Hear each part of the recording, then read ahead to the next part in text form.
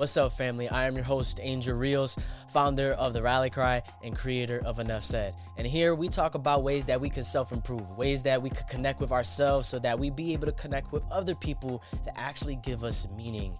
And today is going to be an interesting topic. We're going to be talking about attachment theory, one of the classic theories that you might have heard of.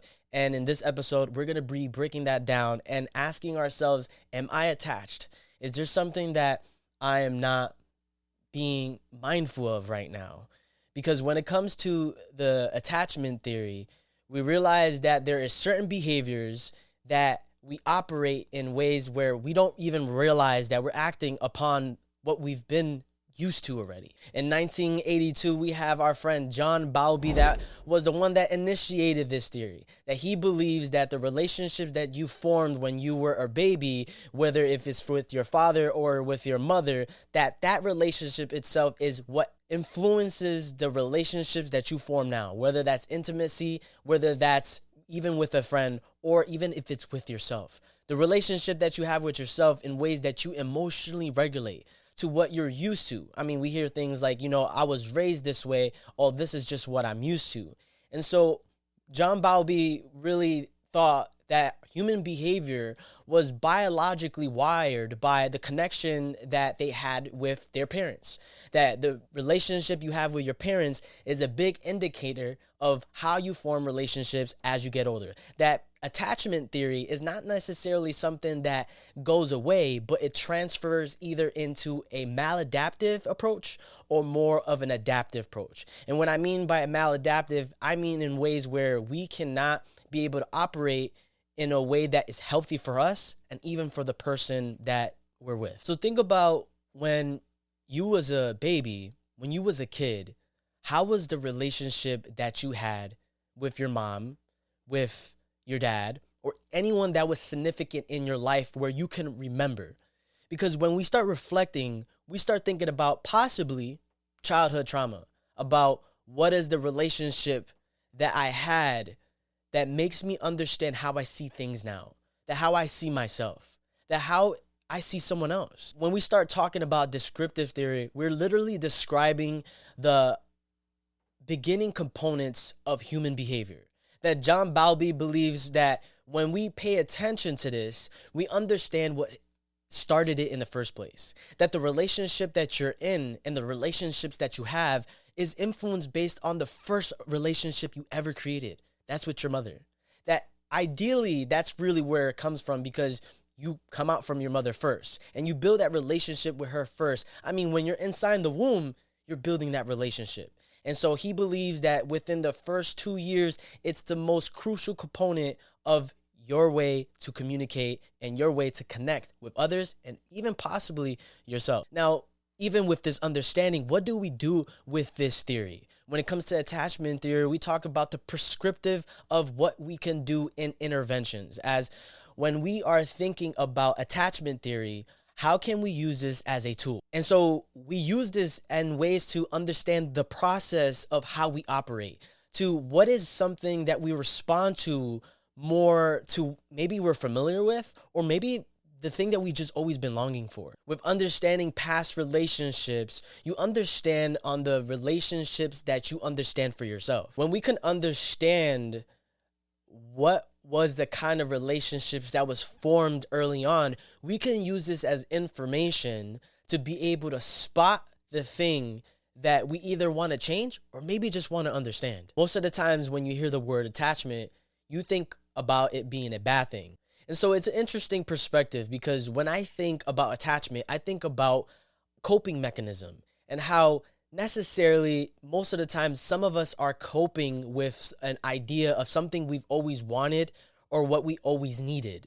And so when it comes to attachment can feel like familiarity, because when something gives us familiarity, something that we're used to because of how we were when we were younger, we then have this sense of safety. Think of attachment as an emotional response, that the thing that I had felt when I was with my mother or someone that was raising me, that kind of relationship gives me a sense of safety, that there's some emotional reaction that I have in that moment that as I get older, I want that same familiarity, that I want that same nurturing feeling or even the feeling that I've always been curious about if I got it or not. You ever have those moments where you had a really good memory, whatever that memory is, and it's a really good memory, and you almost wish that you can relive that memory? With that feeling, we want to be able to relive it because it's almost this nostalgic feeling. So when it comes to having an attachment, the theory is that the relationship and the emotional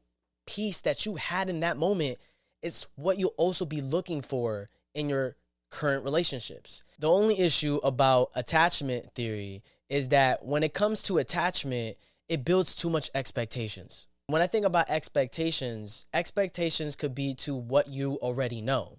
And so you will get into a relationship, whether it's bad or whether it's good. John Bowlby believes that if you were to have a relationship that was healthy in the beginning of your younger years, that good of a relationship can carry over into better relationships when you're an adult. Now, of course, on the flip side, if we had bad relationships that were not healthy for us mentally, emotionally, and maybe even physically, that can be a big reason of why most people can get into mental health disorders such as anxiety, depression, and probably even worse. For an example, if I have an experience from when I was younger that I'm always getting yelled at, I'm more than likely to get into a relationship where I'm always getting yelled at. It might look different, but it's essentially the same. It's something that we're familiar with, so when it happens to us, we're already desensitized to it, where it doesn't seem like it's an alert. It doesn't draw us away. Now, let's say for an example, if you always had a very soft tone parent that was a little bit more careful with disciplining you. Let's say you wasn't yelled at, and you get into a relationship where you're always getting yelled at. You're more than likely to protect yourself from a situation where you're always getting yelled at. I mean, who wants to get yelled at in relationships? I mean, I don't. And so the proposition that John Bowlby initiates is in saying that whatever you've been conditioned with, you'll be used to and familiar with in ways where you're going to be like, oh, this is normal, because it's something that you was brought into. Now, we can even still say that if you get into an experience, let's say, keeping the example of being yelled at, you might want to still get into a relationship that you're not being yelled at. But the biggest component is about that, regardless of the point, is that the beginning years of your life is a big influence to how you get into relationships later on in your adult years. John proposes that our experiences is what allows us to navigate through relationships and what we're willing to tolerate or accept. And so to understand on how long ago this theory was, how is it even relevant today? Attachment theory is really close to the social environment perspective, in that the interactions that you have with people and the experiences that they create is a big indicator of how you project into relationships and how you project yourself into a relationship. That it comes with boundaries and relational trauma, that you want to start reflecting about what is the thing that I'm not really confident in myself in. When you could be mindful of the kind of attachments that you might have and the experiences and how they've influenced you to be where you are today, that is a way that we can bring awareness, adjust if needed, and then pivot when needed. It reminds me of, you want to spot it, stop it, and then swap it. That sometimes to only be able to change something, you have to know that it needs to be changed. It's almost like driving in a car. If I don't know I have a flat tire, I'm not going to change it. I'm going to keep the tire that's already on my car. But until I realize there's a flat tire, then that's when I know there needs to be a change. And what I find interesting is that how attachment theory really plays the relational part of our lives. That we long for connection, that we want that one person that just makes us feel understood. That when we understand the things that we're lacking, or the things that we've been love bombing potentially, because it goes into the aspect of potentially love bombing because of that past experience, because of that relationship that we had with our parents. So I want to share with you 3 types of attachment styles that is shown in research. Studies show that there's the secure type, there's the anxious type, and then there's the avoidant type. Of course, we understand there's a secure type is where is healthy relationships. We believe others can be dependable. The anxious type is where the fear of being abandoned and always wanting to prevent something bad to happen And so in that part, it can almost feel like love bombing. And then there's the avoidant type. The avoidant type is more of like, I kind of just don't want to deal with it. And so therefore, I don't think people are dependable. And this is because of my experience. The avoidant type is more than likely someone that feels distant and doesn't really want to connect with people. We can even say that's trust issues. When I heard attachment theory, it was something that really grabbed my attention because it's something that I've used for myself.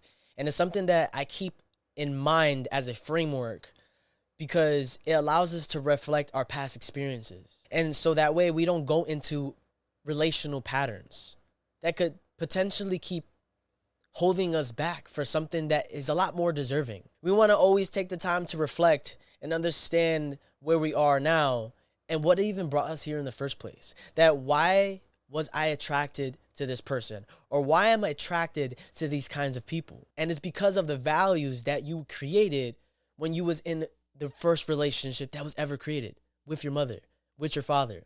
That relationship is a big indicator to how you build relationships today. I believe when it comes to the kind of theories, when it comes to psychology, when it comes to the social dynamic of how we operate, it's important to share the framework that allows us to understand, to navigate in relationships with others, with ourselves. And so I want you guys to let me know, is there any attachment styles that you feel like you may have resonated with? And if so, let me know down below. Make sure you subscribe. And until next time, you guys be easy.